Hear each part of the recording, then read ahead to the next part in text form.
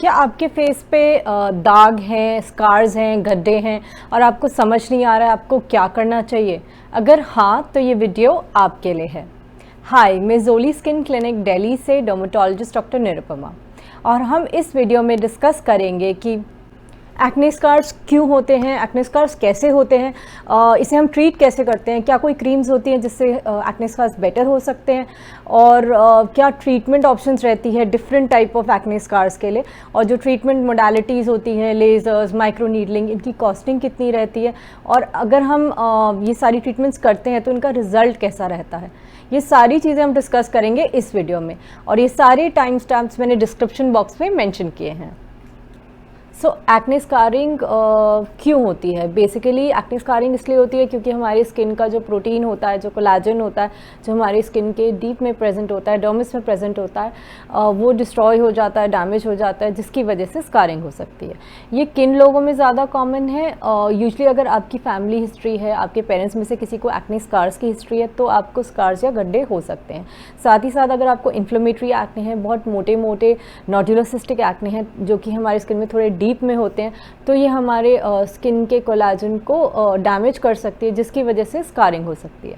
साथ ही साथ अगर आप अपना एक्ने ठीक टाइम पे ट्रीट नहीं करते हो तो इन्फ्लेमेशन और सूजन बढ़ती है, जिसकी वजह से जो हमारे स्किन के टिश्यू होते हैं उन्हें डैमेज हो सकता है, कोलाजन कम हो सकता है, जिसकी वजह से स्कारिंग हो सकती है।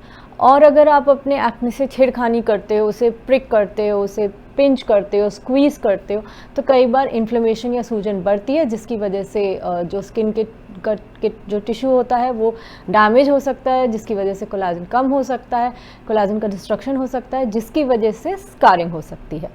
बट कई बार ये भी देखा गया है कि अगर आपकी फैमिली हिस्ट्री नहीं है स्कारिंग की या आपको इन्फ्लेमेटरी एक्ने है, तब भी हो सकता है कि आपको स्कारिंग ना हो। और कई बार ये भी हमने नोटिस किया है कि अगर आपकी फैमिली में कोई हिस्ट्री नहीं हो स्कारिंग की, किसी को एक्ने ना हो, किसी को एक्ने स्कार्स ना हो, तब भी आपको एक्ने स्कारिंग हो सकती है। बहुत से पेशेंट मुझसे ये पूछते हैं कि मैम हमें ये स्कार्स कैसे हुए, मतलब हमें पहले एक्ने थे बट जब एक्ने जैसे ही ठीक हुए उसके बाद हमें स्पॉट्स हो गए, गड्ढे हो गए, ये कैसे हुए? तो सबसे पहले ये समझना ज़रूरी है कि एक्ने स्कार्स होते क्या हैं। एक्ने स्कार्स बेसिकली गड्ढे होते हैं हमारी स्किन पे जो कि डिप्रेस्ड होते हैं, एट्रोफिक होते हैं। नॉर्मली कई बार कई लोग ये भी कंफ्यूज करते हैं कि जो दाग रह जाते हैं एक्ने के बाद उन्हें वो कई बार स्कार्स भी बोलते हैं। जो दाग होते हैं, डार्क स्पॉट्स होते हैं, बेसिकली हमारी स्किन का टेक्सचर एकदम सही होता है, एकदम स्मूथ होता है, बट वहाँ पे पिगमेंटेड मार्क्स हो जाते हैं, डार्क स्पॉट्स हो जाते हैं या फिर रेड स्पॉट्स हो जाते हैं। वो धीरे धीरे करके अपने आप ही लाइटन हो जाते हैं, बट कई बार हमें कुछ क्रीम्स देनी रहती है, जैसे कि स्किन लाइटनिंग क्रीम्स, एक्सफोलिएशन करना रहता है स्किन का, ताकि वो स्पॉट्स जो हैं जल्दी जल्दी जाएँ। इस वीडियो में हम डिस्कस करेंगे एक्ने स्कार्स के बारे में, पर्टिकुलरली जो गड्ढे होते हैं, जो एट्रोफिक स्कार्स होते हैं, जो डिप्रेस्ड होते हैं, उनके बारे में। तो आइए देखते हैं हम कि एक्ने स्कार्स जो हैं, ये जो गड्ढे हैं, वो कैसे बनते हैं। एक्ने और एक्ने स्कार्स कैसे होते हैं? हमारी स्किन के अपर लेयर को हम एपिडर्मिस बोलते हैं और हमारी स्किन के लोअर लेयर को हम डर्मिस बोलते हैं। हमारी स्किन में बहुत सारे हेयर फॉलिकल्स होते हैं और हेयर फॉलिकल के साथ सेबेशियस ग्लैंड यानी कि ऑयल ग्लैंड होते हैं। ये हमारी स्किन पे ऑयल बनाते हैं और ये एक ओपनिंग के थ्रू हमारी स्किन से निकलती है। डर्मिस में कोलाजन प्रोटीन होता है और इलास्टिन होता है। जो हमारे हेयर फॉलिकल्स और हमारे ऑयल ग्लैंड की ओपनिंग होती है, कई बार ये ब्लॉक हो जाती है, सिक्रीशंस यहाँ इकट्ठी हो जाती हैं, सीबम और केराटिन जो है वो इकट्ठा हो जाता है। जो ब्लॉकेज होती है हमारी स्किन में उसे हम कॉमेडॉन बोलते हैं, जो कॉमन टर्म्स में ब्लैक हेड और वाइट हेड के नाम से ज़्यादा जानी जाती है। जो ब्लॉकेज होती है उसकी वजह से बहुत सारा सीबम और केराटिन जो है वो इकट्ठा हो जाता है, जिसकी वजह से हमारी स्किन में इन्फ्लेमेशन हो जाता है, इन्फ्लेमेटरी एक्ने भी हो सकते हैं।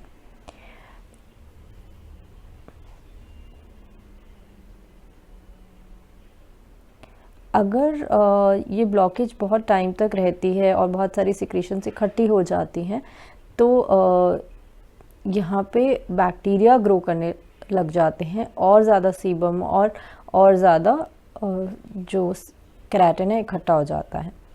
माइल्ड इन्फ्लेमेशन हो जाता है, प्रोपाइनोबैक्टीरियम एक्ने नाम का एक बैक्टीरिया यहाँ पे इकट्ठा होने लग जाता है। अगर ये प्रोसेस चलती रहती है, बहुत ज़्यादा सिक्रीशंस यहाँ एक्यूमुलेट हो जाती हैं, बहुत ज़्यादा बैक्टीरिया ग्रो करने लग जाते हैं, तो इंटेंस इन्फ्लेमेशन हो जाती है, जिसकी वजह से अंडरलाइंग टिश्यू को डैमेज हो सकता है और हमारी बॉडी इसे हील करने के लिए कोलाजन प्रोटीन बनाने की कोशिश करती है। कई बार इतना कोलाजन नहीं बन पाता और उस एरिया में गड्ढा हो जाता है या स्कारिंग हो जाती है, जो हम नॉर्मली अपने स्किन पे देखते हैं। जैसे कि आपने देखा कि स्किन की हीलिंग प्रोसेस में कोलाजन प्रोड्यूस होता है, जो हमारी स्किन को स्ट्रक्चर और सपोर्ट देता है। कई बार अगर कम कोलाजन प्रोड्यूस हो तो डिप्रेस्ड या एट्रोफिक स्कार्स हो जाते हैं, गड्ढे हो जाते हैं। बट कई बार ज़्यादा कोलाजन भी प्रोड्यूस हो जाता है, जिसकी वजह से हाइपरट्रोफिक स्कार्स या फिर कीलॉइड्स हो जाते हैं, जो हमारी स्किन पे थोड़े से रेस दिखाई देते हैं, थोड़े से उभर के दिखाई देते हैं। आई गेस आपको अब तक समझ आ गया होगा कि जो एक्ने स्कारिंग होती है वो कैसे होती है। जो हमारा स्किन का कोलाजन होता है वो कम हो जाता है, डिस्ट्रॉय हो जाता है, जिसकी वजह से स्कारिंग हो जाती है। अगर मैं सिंपल लैंग्वेज में समझाना चाहूँ तो आप मान सकते हो जैसे कि एक बिल्डिंग होती है, एक बिल्डिंग का एक बेस होता है। अगर मान लीजिए हम उस बेस को ही हटा दें तो बिल्डिंग नीचे गिर जाएगी।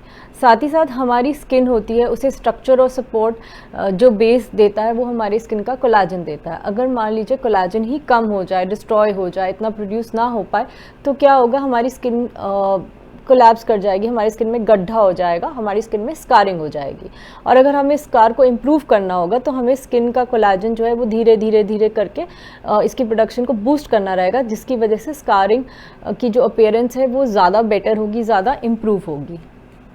तो एक्ने स्कार्स की क्या ट्रीटमेंट है, एक्ने स्कार्स को हम कैसे इम्प्रूव कर सकते हैं, क्या कोई क्रीम्स हैं जो कि एक्ने स्कार्स को बेटर कर सकती हैं? हाँ, कुछ ऐसी क्रीम्स होती हैं जो कि एक्ने स्कार्स पे यूज़ की जाती हैं, जिससे कि उनके अपीयरेंस में इम्प्रूवमेंट हो जैसे कि टॉपिकल रेटिनॉइड्स यानी कि एरोपिलीन, टेज़ारोटीन, ट्रेटिनोइन, ये आपको डॉक्टर की सलाह के बाद ही यूज़ करनी चाहिए। कई बार अगर आप बहुत ज़्यादा लगा लेते हो इन क्रीम्स को या सही वे से नहीं लगाते तो बहुत ज़्यादा ड्राइनेस, रेडनेस, इरिटेशन हो सकती है। बट अगर आप इसे करेक्ट वे से अप्लाई करते हो तो आपके स्कार्स में काफ़ी इंप्रूवमेंट देखी जा सकती है। ये बहुत ज़्यादा सिवियर स्कार्स में इतना ज़्यादा इंप्रूवमेंट नहीं ला पाती, बट हाँ, अगर इतने ज़्यादा स्कार्स नहीं हैं, माइल्ड टू मॉडरेट स्कार्स हैं, तो इम्प्रूवमेंट देखा जा सकता है। बट ये प्रिस्क्रिप्शन बेस्ड क्रीम्स होती हैं ये आपको अपने डर्मेटोलॉजिस्ट की सलाह के बाद, प्रिस्क्रिप्शन के बाद ही यूज़ करनी चाहिए। इसके साथ साथ मैं एक और चीज़ मेंशन करना चाहूँगी कि काफ़ी लोग जो एक्ने स्कार्स को इम्प्रूव करना चाहते हैं, कई बार उन्हें पता होता है कि उन्हें लेज़र्स, माइक्रोनीडलिंग, आरएफ इन सब की ज़रूरत पड़ सकती है या पड़ती है, बट उनकी सिटी में वो मोडालिटीज़ नहीं होते या फिर कॉस्ट एक फैक्टर रहता है, जिसकी वजह से वो लेज़र्स वगैरह नहीं ले सकते। उस केस में मैं उनको सजेस्ट करती हूँ कि एटलीस्ट वो सनस्क्रीन लगाना, अप्लाई करना कंटिन्यू कर सकते हैं या फिर स्टार्ट कर सकते हैं, क्योंकि आपको ये समझना चाहिए कि जो हमारी स्किन का कोलाजन होता है वो हमारी स्किन को टाइट रखता है। जैसे जैसे हम बड़े होते हैं या हमें बहुत ज़्यादा सन एक्सपोजर होता है तो हमारी स्किन लूज़ होने लग जाती है, जिसकी वजह से हमारे स्कार्स और ज़्यादा दिखाई देने लग जाते हैं और ज़्यादा विजिबल होने लग जाते हैं। तो अगर हमें हमारी स्किन को सन डैमेज से बचाना हो या फिर जो कोलाजन डिस्ट्रॉय हो रहा हो because of excess sun exposure, उससे हमें बचाना हो तो हमें सनस्क्रीन ज़रूर यूज़ करनी चाहिए। साथ ही साथ अगर हम लेज़र्स, माइक्रोनीडलिंग, आरएफ या फिर बाकी ट्रीटमेंट मोडालिटीज़ यूज़ कर रहे हैं अपने स्कार्स के लिए, तो हमें इन ट्रीटमेंट्स के साथ साथ सनस्क्रीन यूज़ करना बहुत ज़्यादा ज़रूरी है। अब हम डिस्कस करते हैं कि एक्ने स्कार्स के लिए बेस्ट ट्रीटमेंट कौन सी है। बट इससे पहले हमें ये समझना रहेगा जो एक्ने स्कार्स हमें अपने फेस पे दिखाई देते हैं वो काफ़ी डिफरेंट टाइप्स के होते हैं। यानी कि कुछ छोटे छोटे स्कार्स होते हैं, कुछ स्कार्स बड़े होते हैं, कुछ स्कार्स डीप होते हैं, कुछ स्कार्स शैलो होते हैं, और हर टाइप के डिफरेंट स्कार्स के लिए हम डिफरेंट ट्रीटमेंट मोडालिटीज़ यूज़ करते हैं, डिफरेंट ट्रीटमेंट्स यूज़ करते हैं उन्हें बेटर करने के लिए। तो सबसे पहले हम ये जानते हैं कि एक्ने स्कार्स कितने टाइप के होते हैं। जैसे मैंने डिस्कस किया था, आज हम ज़्यादातर डिस्कस करेंगे एट्रोफिक स्कार्स के बारे में, डिप्रेस स्कार्स के बारे में, गड्ढों के बारे में। तो डिप्रेस स्कार्स जो होते हैं यूजली 3 टाइप्स के होते हैं, ice pick scars, rolling scars और बॉक्स स्कार्स। जो आइस पिक स्कार्स होते हैं ये छोटे छोटे गड्ढों की तरह होते हैं। ये ऐसे अपीयर होते हैं, ऐसे अपीयर करते हैं जैसे कि मान लो किसी ने एक टाइनी सी नीडल ली हो और छोटे छोटे मल्टीपल पंक्चर्स किए हों आपके स्किन के अंदर। इसके लिए यूजली केमिकल पील्स काफ़ी अच्छी रहती हैं, स्पेशली TCA क्रॉस, जिसमें हम TCA लेते हैं और अप्लाई करते हैं आइस पिक स्कार्स के ऊपर। साथ ही साथ माइक्रो नीडलिंग और लेज़र जो हम बाकी डिफरेंट टाइप ऑफ स्कारिंग के लिए यूज़ करते हैं, ये भी कुछ हद तक इम्प्रूवमेंट कर सकती हैं आइस पिक स्कार्स में।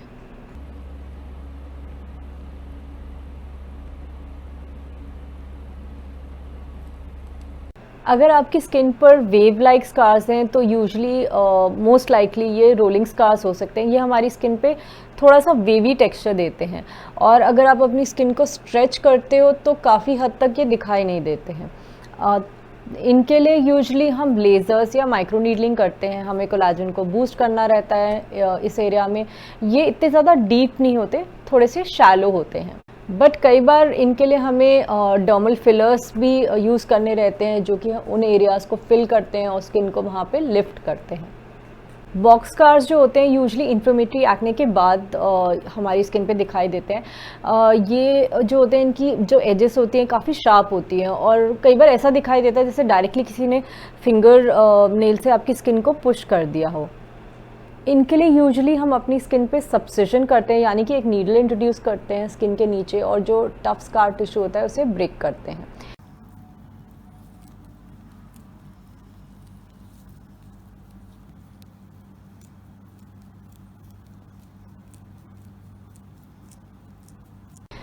साथ ही साथ लेज़र्स और माइक्रो नीडलिंग अच्छी मोडालिटी रहते हैं इसे ट्रीट करने में।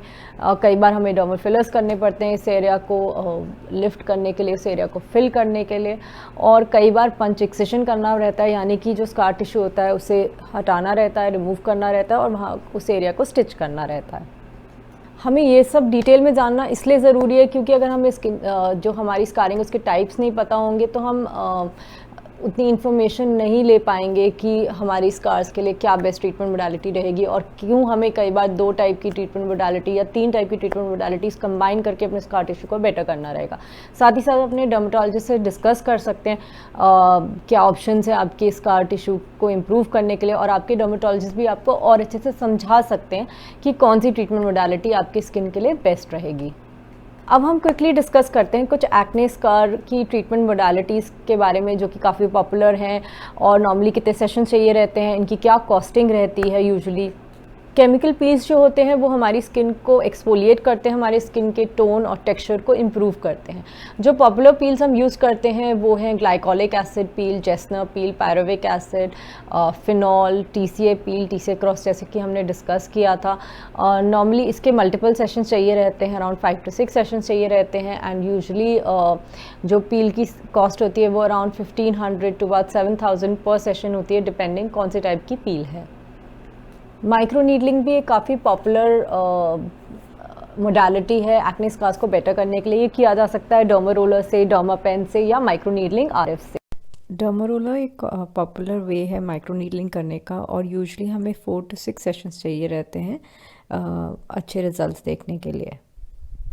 माइक्रो नीडलिंग आरएफ आजकल काफ़ी ज़्यादा पॉपुलर है एक्ने स्कार्स को इम्प्रूव करने में। यूजुअली माइक्रो इंजरीज क्रिएट करती है हमारे स्किन के अंदर, माइक्रो चैनल्स क्रिएट करते हैं जिससे कि कोलाजन की प्रोडक्शन बूस्ट होती है। माइक्रो नीडलिंग रेडियो फ्रीक्वेंसी की कॉस्ट 5000 to 12000 पर सेशन होती है, and usually 4 to 6 sessions required होते हैं। लेज़र्स जो हैं काफ़ी टाइम से यूज़ किए जा रहे हैं एक्ने स्कार्स पे। नॉर्मली अब्लेटिव, नॉन अब्लेटिव होते हैं, फ्रैक्शनल लेज़र्स होते हैं। ये आपको अपने डर्मेटोलॉजिस्ट ही बेस्ट बता पाएंगे कि आपके स्कार्स के लिए कौन से लेज़र सबसे बेस्ट रहेंगे। To give you an approximate idea, इनकी जो कॉस्टिंग होती है वो पर session around 5000 to about 12,000 vary कर सकती है। नॉर्मली मल्टीपल सेशंस चाहिए रहते हैं। ये कैसे काम करता है, यूजुअली ये भी हमारी स्किन पे हल्का सा फोटोथर्मोलिसिस करता है, यानी कि स्किन में डीप पेनिट्रेट करके जो कोलाजन होता है उसके प्रोडक्शन को बूस्ट करता है।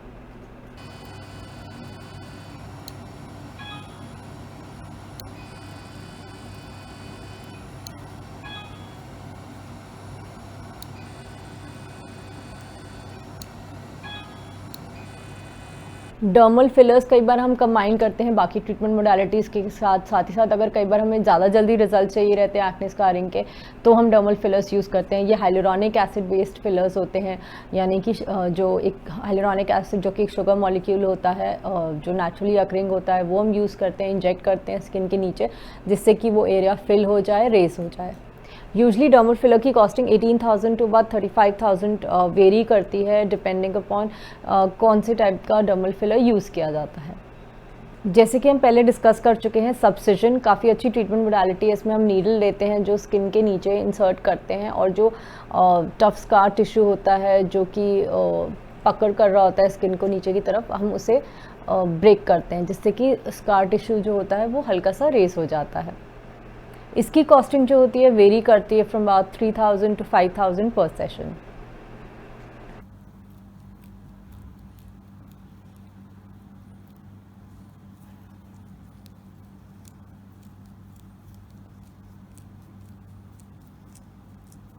और कुछ ट्रीटमेंट मोडालिटीज़ होती हैं, पंच एक्सेशन, पंच फ्लोटेशन, फैट ट्रांसफ़र, और बहुत सारी और मोडालिटीज़ भी हम करते हैं जो आपको अपने डर्मेटोलॉजिस्ट के साथ डिस्कस करनी चाहिए। और कई बार हमें कंबाइन करना रहता है एक दो ट्रीटमेंट्स या कई बार 3 ट्रीटमेंट मोडालिटीज़ को एक साथ, ताकि हम बेस्ट रिज़ल्ट दे सकें और ज़्यादा इम्प्रूवमेंट दे सकें हमारी स्किन के अंदर जो स्कार टिश्यू है उसके अंदर। इवन दो इतनी सारी ट्रीटमेंट ऑप्शंस होती हैं एक्ने स्कार्स के लिए, बट हम इन्हें 100% रिमूव नहीं कर सकते, बट हाँ हम डेफिनेटली इन्हें इम्प्रूव कर सकते हैं ताकि नियरली 60 to 70% इम्प्रूवमेंट हो। आई होप आपको ये वीडियो पसंद आया हो और आपको इन्फॉर्मेशन मिली हो इस वीडियो से। अगर आप स्किन से रिलेटेड और वीडियोस देखना चाहते हैं तो आप हमारे चैनल को सब्सक्राइब कर सकते हैं और बेल आइकन को प्रेस कर सकते हैं ताकि आपको नोटिफिकेशन मिलता रहे नए नए वीडियोस के बारे में। Thank you for watching.